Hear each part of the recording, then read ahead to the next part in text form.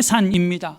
왜냐하면 그것이 우리의 생활과 그리고 우리의 생계와 그리고 조금 더 나아가면 우리의 생명과 직접 연관되어져 있다고 생각하기 때문입니다. 어떤 것이 옳은지 틀린지 저는 잘 모르겠습니다. 그러나 이것이 우리와 직접 연관되어 있다라고 하는 것 때문에 우리는 많은 갈등들이 있는 모습을 보고 다툼이 있는 모습을 보게 되기도 합니다. 여러분, 오늘 우리가 읽은 본문의 말씀은 마라의 쓴물이 단물로 변하는 사건을 기록하고 있습니다. 430여 년 동안 애굽의 종살이를 마치고 하나님의 은혜 가운데 그리고 모세의 지도하에 약속의 땅 가나안을 향하여 애굽을 나선 이스라엘 백성은 그들의 힘으로는 어찌할 수 없는 홍해를 만나게 됩니다. 그런데 설상가상으로 앞에는 홍해, 뒤에는 자신들을 430여 년 동안 종살이를 시킨 애굽의 최정예 부대라고 할 수 있는 병거를 동반한 애굽의 군대가 자신들을 쫓아오고 있습니다. 앞에는 홍해, 뒤로는 애굽의 군대. 그런데 이때 하나님은 하나님의 방법으로 홍해를 가르시고 이스라엘 백성을 구원하셔서 애굽의 군대는 홍해에 수장시키는 기적을 보이십니다. 이것을 경험한 이스라엘 백성들과 그리고 모세와 그 출애굽의 홍해를 경험한 모든 백성들은 15장의 말씀에 보면 자신들을 건지신 여호와 하나님을 찬양하기 시작합니다.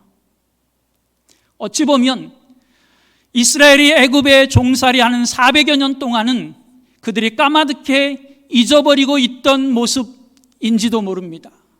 그런데 그들이 홍해에서 하나님의 구원을 경험한 이후에 그들은 하나님을 찬양하기 시작합니다. 출애굽기 15장 1절로 3절 말씀은 그들의 찬양을 이렇게 우리에게 보여주고 있습니다.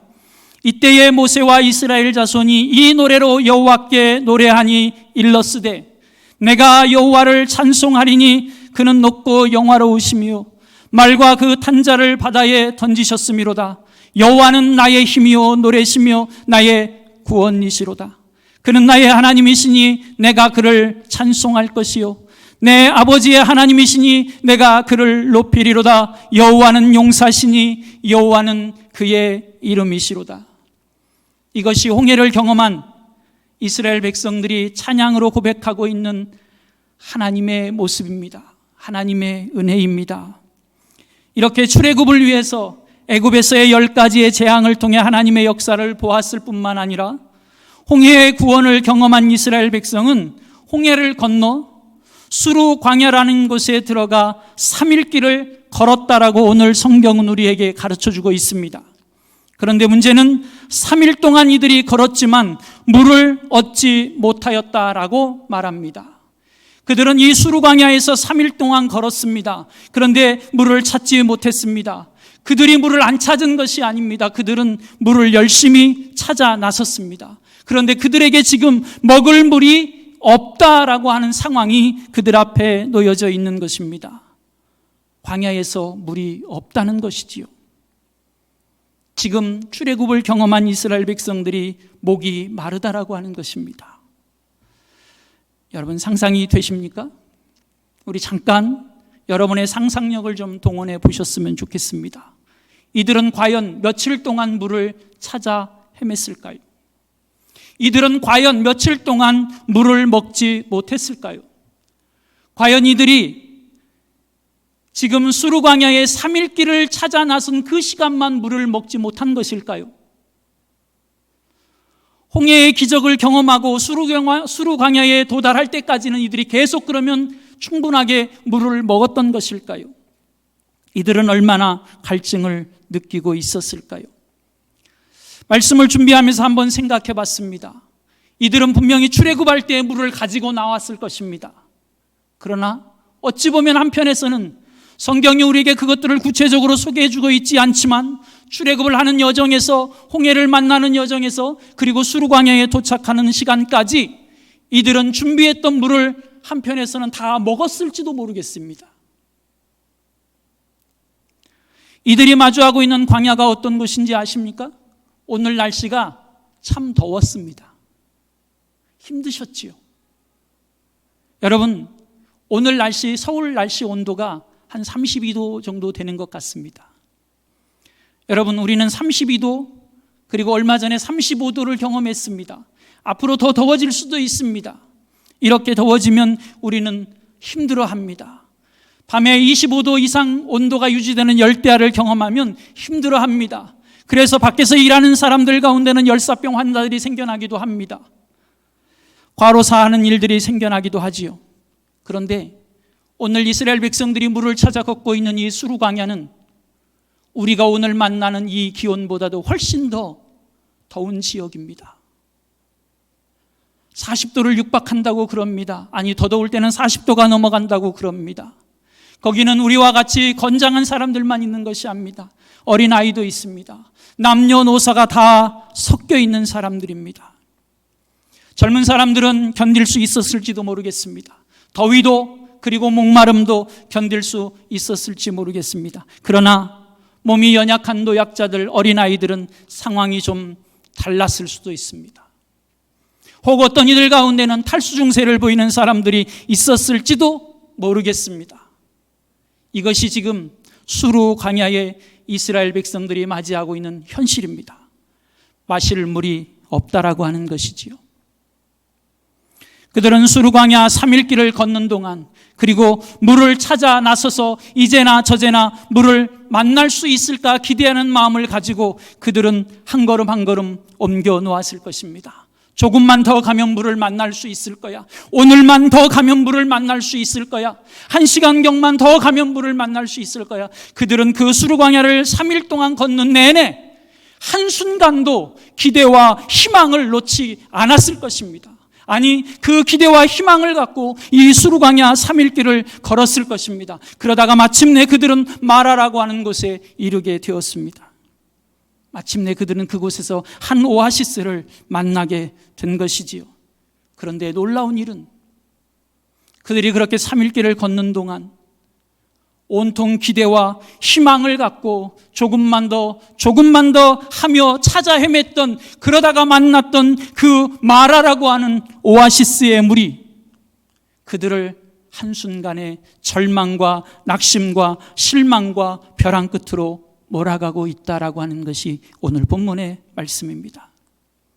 그들은 그곳에서 물을 발견했을 때까지만 해도 자신들의 목마름과 갈증을 해결해 줄 수 있을 것이라고 생각했습니다. 자신들의 기대와 희망이 헛된 것이 아니었다라고 생각했을 것입니다. 그런데 그것은 어디까지나 그들의 희망사항이었습니다. 어디까지나 그것은 그들의 기대치였습니다. 그들이 발견한 물은 전혀 마실 수 없는 물, 먹을 수 없는 쓴 물이라고 오늘 성경은 우리에게 가르쳐 줍니다. 며칠 전 그들은 홍해를 건너면서 하나님을 찬양했습니다. 하나님이 이루실 일들을 기대하며 지금 광야를 걸어갑니다. 그런데 물을 먹을 수 없다라고 하는 순간에 부딪히자 이스라엘 백성들의 모습은 한순간 돌변하기 시작합니다. 얼마 전 경험했던 하나님의 은혜, 자신들을 구원해 주셨던 하나님의 은혜, 그래서 여호와는 나의 힘이요 나의 구원이시라고 찬양하며 감격하고 감사했던 이스라엘 백성들의 모습이 육체적인 피로와 목마름이 해결되지 아니하고 자신들의 기대와 희망이 낙심과 절망으로 바뀌는 순간 그들은 모세를 향하여 불평과 원망을 쏟아내기 시작합니다. 아니, 그들이 쏟아내는 불평과 원망은 모세를 향한 원망이라기보다 하나님을 향한 불평과 원망이었던 것이지요. 그러자 모세는 하나님 앞에 나아가 기도하기 시작합니다. 오늘 그들의 원망을 들은 모세가 하나님 앞에 나아가 부르짖었다라고 성경은 소개합니다. 이 부르짖었다라고 하는 히브리어 단어는 차크라고 하는 단어가 사용되어지는데요. 이 차크라고 하는 단어는 절규하는 모습을 보여주는 단어입니다. 다시 말하면 모세가 하나님 앞에 나아가 하나님을 신뢰하지 못하고 조금 전까지만 해도 하나님의 구원의 은혜를 찬양했던 그들이 하나님을 향하여 원망을 쏟아내는 그 모습을 보면서 이 원망과 불평 가운데 그들의 갈증을 해결해 주실 수 있는 분은 오직 하나님밖에 없음을 고백하며 그 백성들로 인하여 하나님 앞에 절규하며 하나님을 찾고 찾았다라고 하는 것입니다. 낙심과 실망 가운데 원망하고 불평하고 있는 그 백성들을 향하여 안타까운 심정을 가지고 모세는 하나님 앞에 나아가 간절히 간구하며 절규하고 있는 것이지요. 그때 하나님은 모세에게 말씀하십니다. 한 나무를 들어 물에 던지라라고 하는 것이지요. 그랬더니 그 물이 그들의 갈증과 목마름을 해결해 줄 수 있는 단물로 바뀌어집니다. 여러분, 모세가 들어서 그 쓴물에 던져진 물은 여러분 대단한 나무가 아닙니다. 요즘은 우리가 장작을 떼는 일들이 도심에서는 별로 없지만 오래전 우리나라를 생각해 보면 그냥 아궁이에 떼는 그런 나무까지 하나입니다. 아주 평범하고 별 볼 일 없는 보잘것없는 나무까지 하나입니다. 그런데 그 나무까지 하나를 하나님의 명령을 따라 그 쓴물에 던졌더니 그 쓴물이 단물이 되어 이스라엘 백성들의 목마름을 해결해 주었다라고 하는 것이지요. 그 나무가 대단해서가 아니라 홍해를 가르셨던 그 하나님의 은혜가 오늘 이 마라에서 다시 한번 모세의 기도를 들으신 하나님께서 이스라엘 백성들 가운데 허락하고 계시는 것이지요. 하나님의 은혜가, 하나님의 능력이 이 쓴물을 단물로 바꾸시는 은혜를 다시 한번 허락해 주고 계시고 이스라엘 백성들 가운데 그들이 처해 있는 문제를 해결해 주시며 다시 한번 그들을 구원하시고 건져내시는 하나님의 은혜를 나타내 보이고 있는 것입니다. 그러면서 하나님은 이스라엘 백성을 향하여 26절 말씀에서 이렇게 말씀하십니다. 이르시되 너희가 너희 하나님 나 여호와의 말을 들어 순종하고 내가 보기에 의를 행하며 내 계명의 귀를 기울이며 내 모든 규례를 지키면 내가 애굽 사람에게 내린 모든 질병 중 하나도 너희에게 내리지 아니하리니 나는 너희를 치료하는 여호와임이라. 하나님의 말씀에 귀를 기울이고 그 말씀에 순종하면 하나님께서 이스라엘을 지키시고 보호하시겠다고 말씀하고 계십니다. 애굽에 내리셨던 그 어떤 질병 하나도 내리지 아니하시고 이스라엘을 지키시며 보호하시고 치료하시며 고치실 것이라고 하나님이 이스라엘을 향하여 약속해 주고 계십니다. 하나님께서 함께 하시니, 하나님께서 찾아오시니 마라의 쓴물도 단물로 바뀌어지고 고쳐지는 역사가 일어나고 있습니다. 이스라엘은 문제가 해결되어지게 되고 오늘 우리가 읽은 27절 말씀에 보면 그들은 다시 소망의 길로 나아가게 됩니다. 하나님의 약속을 향해 나아가게 됩니다. 그들은 27절에서 마라라고 하는 곳을 떠나 12물샘이 있고 70그루의 종려나무가 있는, 다시 말하면 물의 근원이 있고 생명의 풍성함이 있는 엘림이라고 하는 곳에 이르게 되어지는 것이지요. 사랑하는 여러분, 오늘 이스라엘 백성들이 마라에서 만나게 되는 이 쓴물은 우리의 인생에서 만나게 되어지는, 혹은 우리의 믿음의 여정에서 만나게 되어지는 고난과 아픔과 그리고 절망과 좌절과 낙심과 그리고 우리가 포기할 수밖에 만드는 상황들과 비교될 수 있습니다. 어쩔 수 없이 포기하고 싶은 상황, 그런 것들을 우리도 만나게 되어지지요. 우리의 힘으로 해결할 수 없고 어찌할 수 없는 문제들, 수많은 장애물들, 수많은 고난의 문제들이 오늘 이 마라의 쓴물인 것이지요. 우리가 하나님의 은혜를 경험했어도 고난이 오고 장애물을 만나게 되고 쓴물을 만나게 되어지는 것이지요. 그 속에서 우리는 우리에게 허락하신 하나님의 은혜와 사랑과 감격과 구원의 기쁨, 그리고 하나님의 약속과 천국에 대한 소망들을 우리는 까마득히 잊어버리고 실망하고 낙심하며 심지어는 하나님께 원망과 불평을 쏟아내게 되는 상황들을 만나게 되지요. 그러나 여러분, 우리가 기억할 것은 마라의 쓴물도 모세가 애통해하는 마음으로 하나님 앞에 나아가 간구하고 하나님께서 그 기도를 들으시고 찾아오시니 해결되고 고쳐지고 단물이 되었다라는 것을 우리는 기억해야만 합니다. 우리 인생의 믿음의 여정에 아무리 쓴물 같은 고난의 자리를 만난다 할지라도 우리가 그 문제를 들고 하나님 앞에 나아가고 우리가 그 문제 속에서 하나님을 찾고 찾으면 하나님 앞에 애통하는 마음을 들고 나아가 간구하기만 하면 하나님은 우리의 기도를 들으시고 우리를 구원해 주신다라고 하는 사실입니다. 우리의 인생의 마라에 주님이 찾아오시고 하나님이 함께 하시고 성령님이 도우시면 쓴물이 단물로 바뀌는 역사가 일어났던 것처럼 우리의 삶에도 치료와 회복과 구원의 역사들이 일어날 것이라고 하는 사실입니다. 그리고 이스라엘 백성이 마라에서 쓴물이 단물로 고쳐지는 하나님의 은혜를 경험한 이후에 그들이 엘림이라고 하는 생명의 풍성함의 자리로 나아가게 되는 것처럼 우리의 인생과 신앙의 여정에도 하나님의 은혜의 샘물이 샘솟게 되고 생명의 풍성함이 넘쳐나게 될 것이라고 하는 것입니다. 이를 통해 우리는 하나님 앞에서 감사의 단물을 마시게 될 것이요, 헌신의 단물을 하나님 앞에 드릴 수 있을 것이고, 기쁨의 단물이 우리의 삶 가운데 샘솟게 되는 은혜를 누리게 될 것입니다. 기도의 단물이 우리의 신앙의 여정 가운데 더욱 넘쳐나게 될 것입니다. 우리는 하나님의 은혜를 누리며 엘림의 축복을 누리기 위해서 하나님 앞에서 더 겸손하고 하나님을 더 경외하며 말씀에 더 귀를 기울이며 말씀을 지켜 행하며 순종하는 삶을 살아가야만 하는 것이지요. 여러분, 이렇게 한번 질문을 해보고 싶습니다.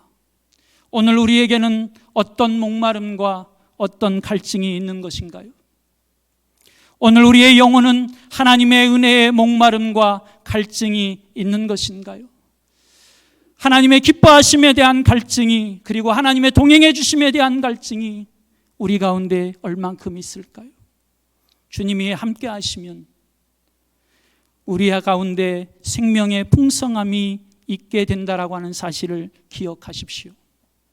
요한복음 4장에서 예수님은 유대를 떠나 갈릴리로 가시는 중에 사마리아 수가성이라고 하는 곳을 지나가게 됩니다. 그 뜨거운 한낮에 예수님께서는 그곳에 있는 야곱의 우물에서 물을 기르러 나온 여인에게 물을 나누어 주기를 청하며 그 여인과 대화를 시작합니다. 4장 13절로 14절 말씀해 보니 이렇게 예수님이 말씀하십니다. 예수께서 대답하여 이르시되 이 물을 마시는 자마다 다시 목마르려니와 내가 주는 물을 마시는 자는 영원히 목마르지 아니하리니 내가 주는 물은 그 속에서 영생하도록 솟아나는 샘물이 되리라. 예수님 자신이 생명의 생수임을 오늘 이 여인에게 말씀해 주고 계시고, 그 생명의 생수가 그 여인 안에서 영원히 마르지 아니하고 샘솟기를 예수님은 원하고 계십니다.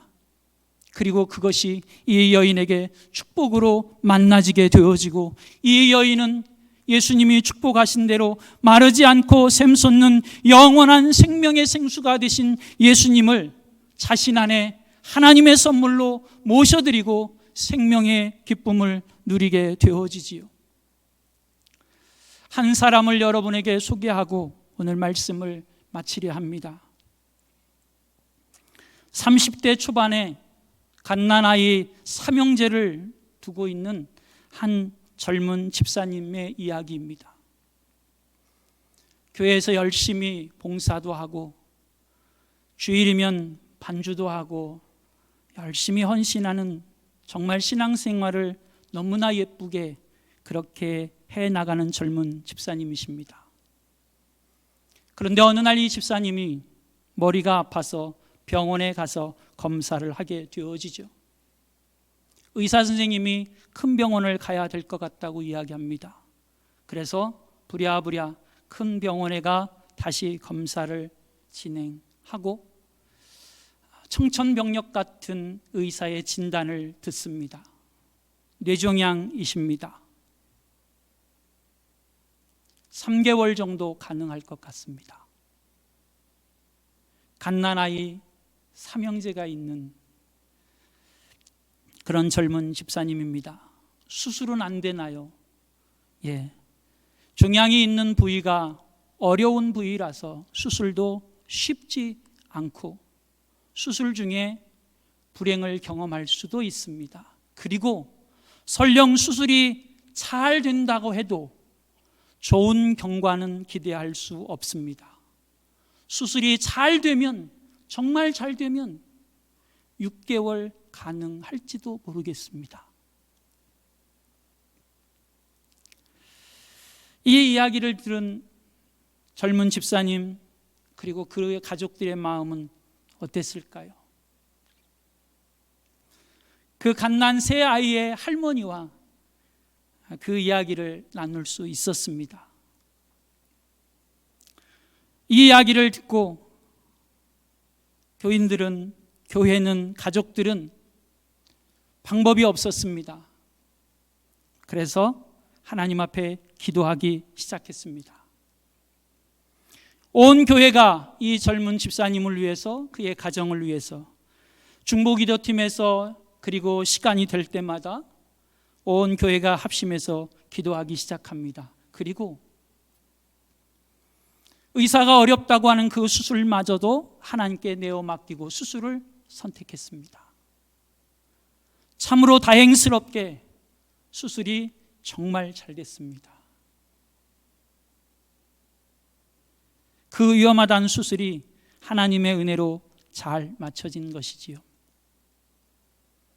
지금 대략 3년 가까이 됐습니다. 얼마 전 병원에서 의사 선생님이 이런 진단을 내리셨습니다. 종양이 깨끗해졌습니다. 우리가 보통 암을 진단을 받으면 5년이 지나야 완치라고 하는 이야기들을 하시는 것 같은데요. 아직 시간적으로 그렇게 단정하기는 어렵지만 지금 단계에서는 완치라고 말할 수 있습니다. 라는 의사의 진단을 받았습니다. 의사가 이 집사님을 이렇게 고친 것일까요? 무엇이 3개월밖에 혹은 6개월밖에 불가능하다라고 이야기했던 이 집사님의 삶에 기적을 낳게 만들어 주었을까요? 하나님은 우리의 기도를 들으시고 또 우리의 기도에 응답하시며 고치시고 회복시키시고 살리시고 생명을 누리게 하시는 하나님이십니다. 고난을 원하거나 좋아하는 사람은 아무도 없습니다. 그러나 또한 고난을 피해갈 수 있는 사람도 없습니다. 우리의 인생과 신앙의 여정에는 우리가 원하지 않는 고난이 다가오고 수많은 장애물들을 만나게 되어집니다. 그러나 그것이 문제가 아닌 것이지요.